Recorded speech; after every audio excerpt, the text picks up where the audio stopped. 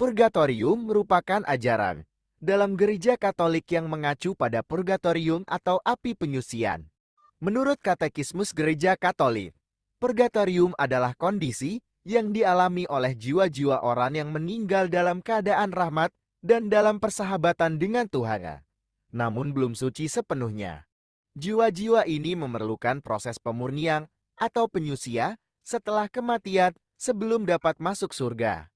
Purgatorium bukanlah tempat penderitaan seperti dalam konsep siksaan, melainkan sebagai proses penyucian yang membantu jiwa mencapai kesucian sempurna sebelum masuk surga. Sumber, Katolisit. Dalam ajaran gereja Katolik, terdapat 3 kemungkinan akhir bagi jiwa setelah kematian. 1. Langsung masuk surga. Jiwa yang meninggal dalam keadaan suci dan bersih dari dosa langsung masuk ke surga, tempat keberadaan yang penuh kebahagiaan bersama dengan Tuhan. 2. Langsung masuk neraka.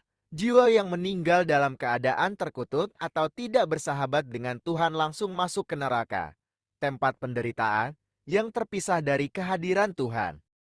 3. Tidak langsung masuk surga.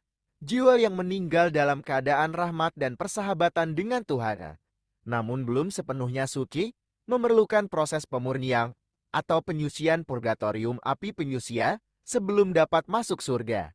Proses ini merupakan waktu penyucian yang diperlukan untuk mencapai kesucian sempurna sebelum memasuki kehadiran Tuhan. KGK 1030 menyatakan bahwa manusia yang mati dalam rahmat dan persahabatan dengan Allah, namun belum disucikan sepenuhnya, masih memerlukan satu proses penyucian. Meskipun mereka sudah pasti akan memperoleh keselamatan abadi, mereka harus menjalani proses penyucian ini untuk mencapai kekudusan yang diperlukan agar dapat masuk ke dalam kegembiraan surga. Sumber, Iman Katolik. Wahyu 21:27 dalam Alkitab berbicara tentang siapa yang diizinkan masuk ke kota yang baru, Yerusalem surgawi. Ayat ini menyatakan bahwa tetapi segala sesuatu yang najis tidak akan masuk ke kota itu, demikian juga orang yang melakukan perkara-perkara memalukan dan orang yang berdusta. Hal ini merujuk pada kondisi di Yerusalem surgawi, di mana hanya orang yang namanya terdaftar dalam kitab orang hidup yang dimiliki oleh Anak Domba yang diperbolehkan masuk ke kota tersebut. Ayat ini lebih menggambarkan tentang kesucian dan kekudusan yang diperlukan untuk dapat masuk ke dalam kehadiran Allah.